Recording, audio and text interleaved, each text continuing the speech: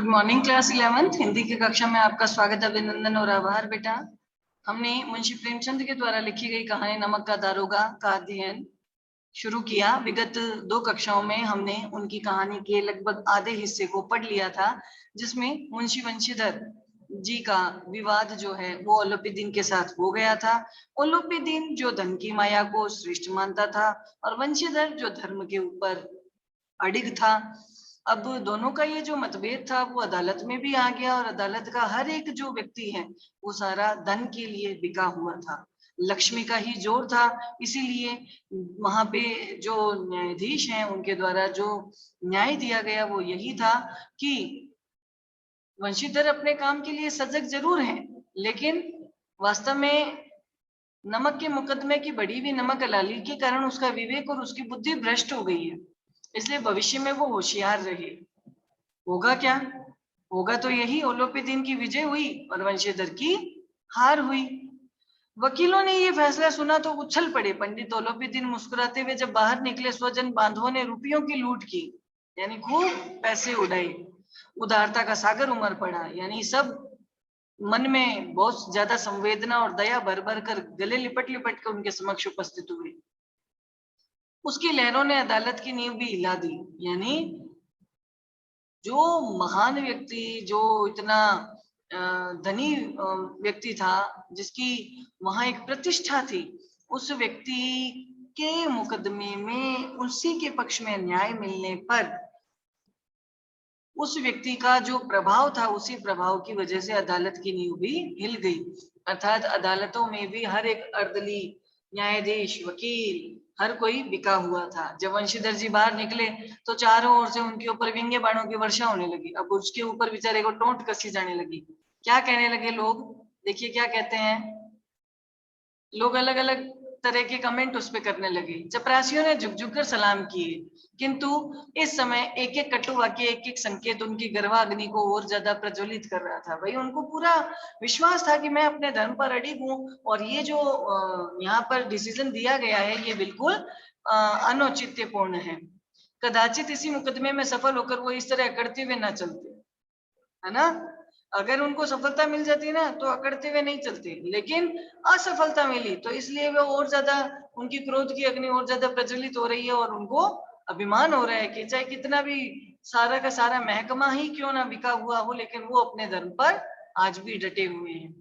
आज उन्हें संसार का एक खेदजनक विचित्र अनुभव हुआ कि न्याय और विद्वता, लंबी चौड़ी उपाधियां, बड़ी बड़ी दाढ़ियां और ढीले चोंगे एक भी सच्चे आदर के पात्र नहीं है। क्यों? क्योंकि हर एक व्यक्ति जो है वो धन के माया के सामने नतमस्तक हो चुका है। वंशीधर ने धन से बैर मोल ले लिया, उसका मूल्य तो चुकाना जरूरी था।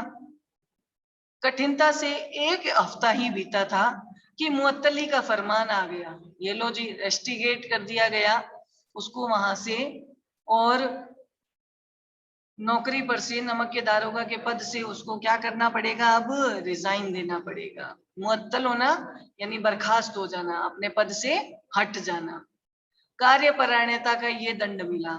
बेचारे भग्न हृदय यानी टूटे हुए दिल से, शोक और खेद, दुख और दर्द से भरे हुए घर की ओर चले। बूढ़े मुंशी जी तो पहले से ही कुड़बुड़ा रहे थे, यानी पिताजी जो थे वंशीधर जी के, उनको तो पहले ही गुस्सा आ रहा था। क्या कहते थे वो? देखो, चलते चलते इस लड़के को समझाया था लेकिन इसने एक नहीं सुनी, सब मनमानी करता है। हम तो कलवार और कसाई के तगादे सही। कलवार और कसाई यानी जो वहां राशन वगैरह पकड़ाता है और जो वहां सब्जी भाजी जो भी तैयार करते हैं, उन व्यक्तियों की क्या थे? ऋण चढ़ा हुआ था, उधारी बाकी थी, तो वो तकादे करते थे। तकादे करना यानी अपने पैसे को वसूल करने के लिए बार बार कहना। बुढ़ापे में भी भगत बनकर बैठे हैं, यानी बुढ़ापे में भी हम जानबूझ के भक्ति का एक वो झूठा जो है लिबास ओढ़कर बैठे हैं। क्यों? क्योंकि हमारे पास आर्थिक संपत्ति इतनी है ही नहीं कि खूब ऐश और ठाठ से रहें, और वहां बस वही सुखी तनख्वाह। हमने भी तो नौकरी की है, कोई ओहदेदार तो थे नहीं, लेकिन काम किया, दिल खोल कर किया। आप ईमानदार बनने चले हैं, घर में चाहे अंधेरा हो, मस्जिद में अवश्य दिया जलाना है। खेद इसी समझ पर आता है। पढ़ना लिखना सारा का सारा अकारथ चला गया, व्यर्थ हो गया। इसके थोड़े ही दिनों बाद जब मुंशी वंशीधर इस दुरावस्था में घर पहुंचे और बूढ़े पिताजी ने समाचार सुना तो सिर पीट लिया। यानी बूढ़े मुंशी जी तक वो ये बात पहुंची तो उन्होंने जो है अपना सिर पीट लिया, यानी उनको अपने आप पर ही दया आने लगी, वो दुखी होने लगी।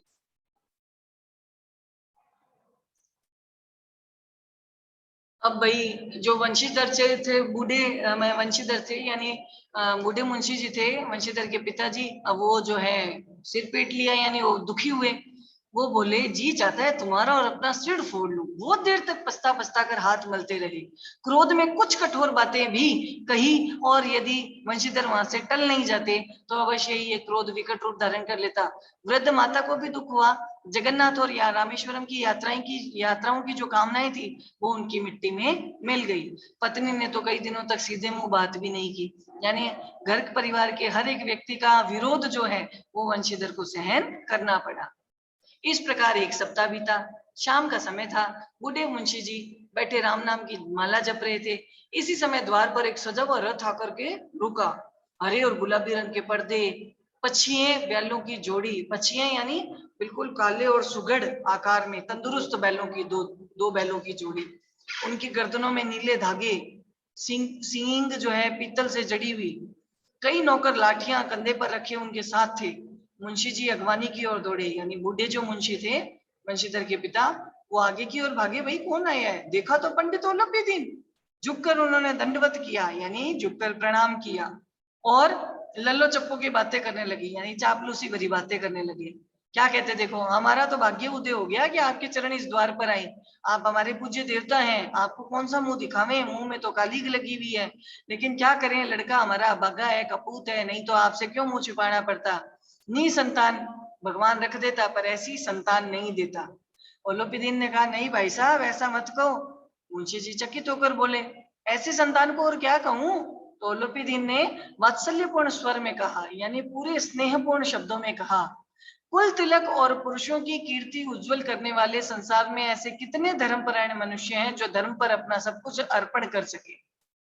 अर्थात अपने पूरे कुल का, अपने वंश का तिलक माने जाने वाला, और पुरुषों में जिसकी कीर्ति उज्जवल मानी जाती है। संसार में ऐसे धर्म को मानने वाले मनुष्य और कितने हैं, अर्थात ऐसे विरले ही होते हैं। पंडित अलोपीदीन ने वंशीधर से कहा, दरोगा जी इसे खुशामद न समझिए। अलोपीदीन जब वहां पहुंचे तो वंशीधर के पिता ने उनका बड़ा झुक झुक कर स्वागत किया, चापलूसी करी।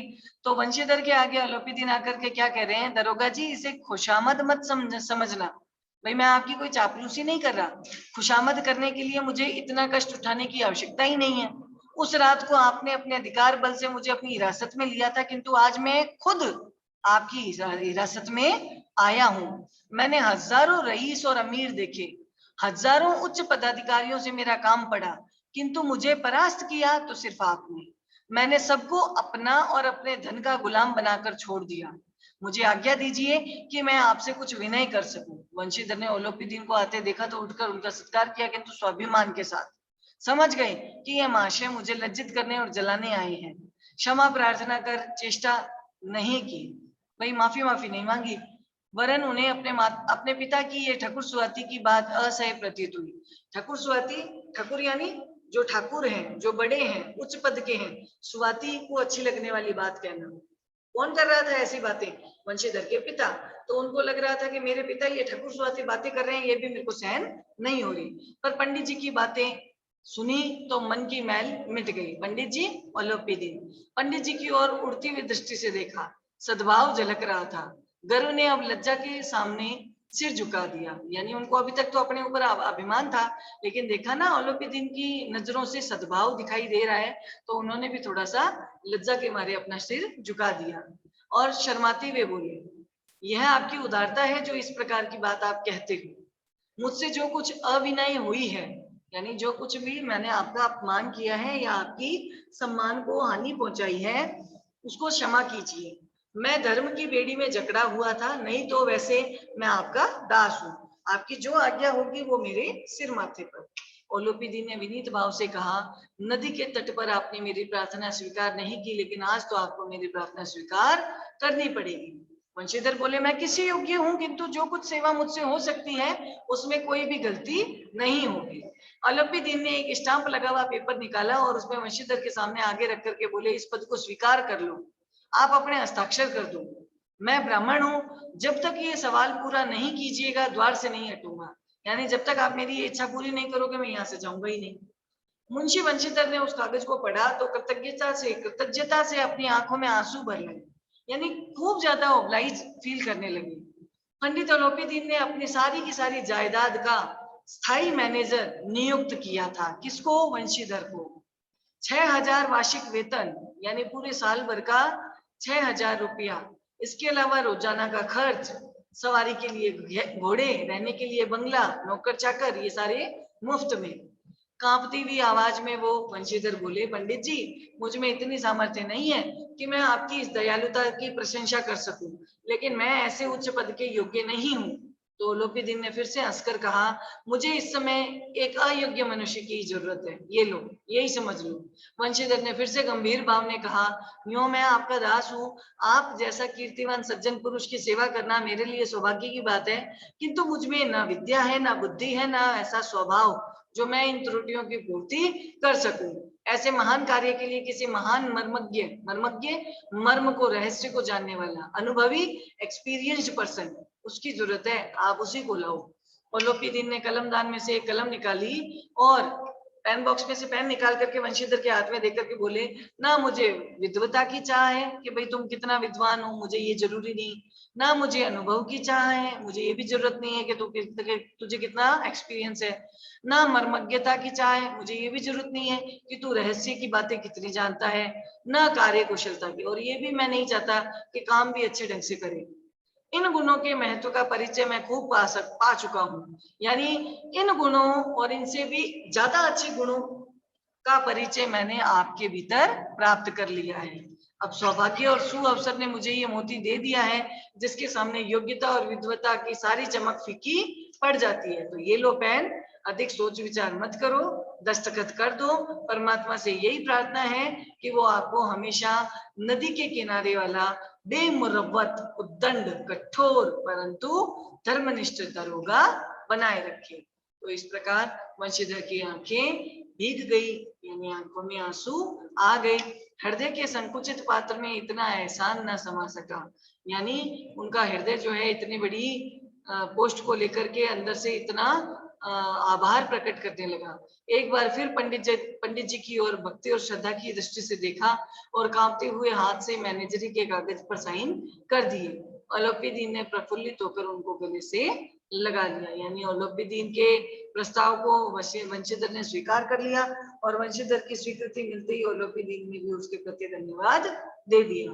तो इस प्रकार हमने नमक का दारोगा कहानी का एक पूर्ण परिचय हासिल कर लिया है, जिसमें ईमानदारी के तराजू पर खरा उतरने वाला वंशीधर जैसा पात्र है, तो दूसरी ओर धर्म के स्थान पर धन की माया बिछाने वाला और धन के जरिए सब कुछ अपने नियंत्रण में कर लेने वाला, अपने सामने नतमस्तक कर देने वाला एक ऐसा पात्र है जिसका नाम है पंडित अलोपीदीन। और बूढ़े मुंशी वंशीधर के पिता ने भी कई ऐसी बातें कही हैं जो वंशीधर के जीवन में एक कटाक्ष का कार्य करती है, व्यंग्य का कार्य करती हैं, लेकिन फिर भी उनके व्यंग्य के पीछे एक ही उद्देश्य था ताकि वंशीधर जो है वापस से किसी और कार्य में लग जाए और वो कार्य में लग करके चाहे भ्रष्ट आचरण करना पड़े, चाहे झूठ बोलना पड़े, किसी न किसी रूप में अच्छा पैसा कमा सके ताकि घर के काम आ सके।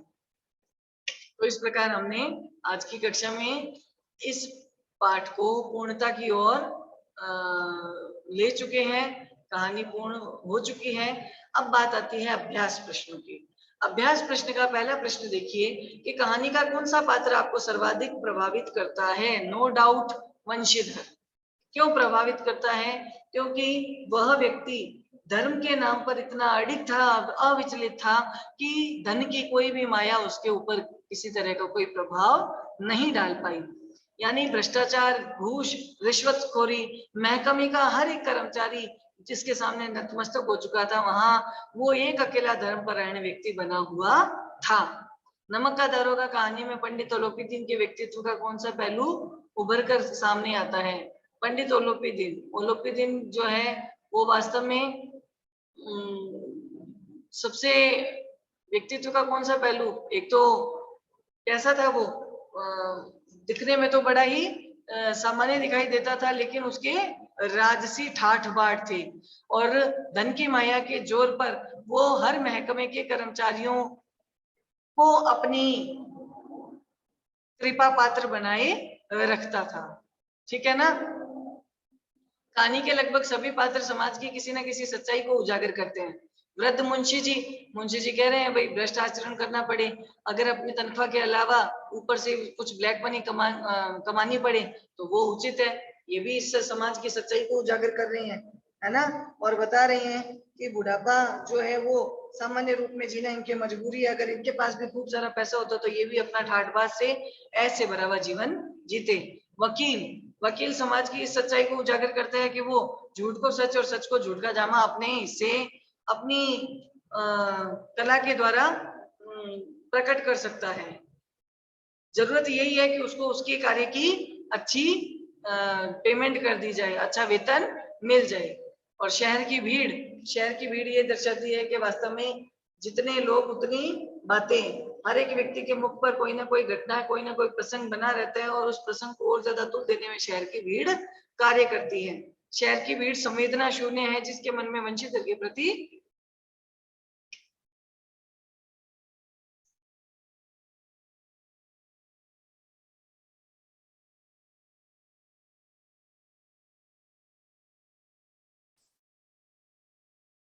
वंशीधर के प्रति जिसके मन में किसी तरह की संवेदना नहीं आई। अब इस गद्यांश को देखो, नौकरी में ओहदे की ओर ध्यान मत देना, यानी पोस्ट क्या है ये जरूरी नहीं है, ये तो पीर की मजार है। यानी जिस तरह से पीर औलिया होते हैं उनकी मजारों पर आकर के लोग जो है अपनी तरफ से कुछ ना कुछ उपहार चढ़ाया करते हैं। निगाह चढ़ावे और चादर पर रखनी चाहिए। तो बूढ़े मुंशी जी जो है वो वंशीधर को समझा रहे हैं कि हमें हमारा पूरा ध्यान सिर्फ चढ़ावे पर और चादर पर रखना चाहिए कि लोग जो है अपनी, हम इसी पोस्ट पर हैं, इस पोस्ट पर रहते हुए हम ऊपर ऊपर ऊपरी जो आमदनी है वो कितनी प्राप्त कर सकते हैं। इसलिए ऐसा काम ढूंढना जहां कुछ ऊपरी आय हो सके। जो हमारा मंथली वेतन होता है वो तो पूर्णमासी का चांद है जो महीने में एक बार दिखाई देता है और धीरे धीरे क्या होता है, कम होता जाता है, कम होता जाता है। पूर्णमासी का चांद पूरा गोल होता है, लेकिन धीरे धीरे एकम दूज तृतीया चतुर्थी को धीरे धीरे क्या होता जाता है, उसमें से कम होता जाता है। और एक दिन ऐसा आता है कि अमावस आ जाती है, अंधेरा ही अंधेरा रहता है, कोई चांद आसमान में दिखाई नहीं देता। यानी सारी हमारी जो महीने के वेतन आया था वो सारा लग जाता है, खर्च हो जाता है। इसलिए ऊपरी आय जो है वो बहता हुआ स्त्रोत है ना, जिससे हमेशा प्यास बुझती है। वेतन मनुष्य देता है, इसी से उसमें वृद्धि नहीं होती, ऊपरी आमदनी तो ईश्वर देता है, इसी कारण ये बरकत करती है। तुम स्वयं विद्वान हो, तुम्हें क्या समझाऊं। ये बात कह कौन रहा है? वंशीधर जी के पिता बूढ़े मुंशी जी। मासिक वेतन को पूर्ण मासिक का चांद क्यों कहे? क्योंकि एक महीने पूरा कार्य करने के पश्चात ही महीने की अंतिम तारीख को या महीने के प्रथम तारीख को, अगले महीने के प्रथम तारीख को पूरे कार्य का आपको एक वेतन मिलता है। यानी 30 दिन में किए गए कार्य का जो प्रत्युत्तर है वो वेतन के रूप में एक दिन में मिलता है और धीरे धीरे वो वेतन जो है अलग अलग कार्यों में खर्च होता चला जाता है। क्या आप एक पिता के इस वक्तव्य से सहमत हैं?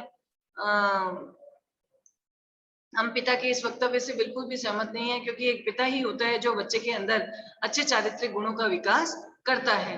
यदि बचपन में ही बच्चे के भीतर भ्रष्टाचार और घूस रिश्वतखोरी के संस्कार बो दिए जाएंगे तो आने वाले समय में वह व्यक्ति जो है एक अच्छा कार्यकारी बनकर नहीं उभरेगा। वह जिस पद में, जिस महकमे में जाएगा वहां घूस और रिश्वतखोरी को ही अपनाएगा। तो हम पिता के इस वक्तव्य से सहमत नहीं है।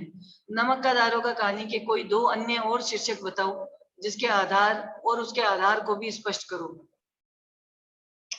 तो धन पर धर्म की विजय, सही है, ये वास्तव में एक अच्छा शीर्षक है। और आधार स्पष्ट करो।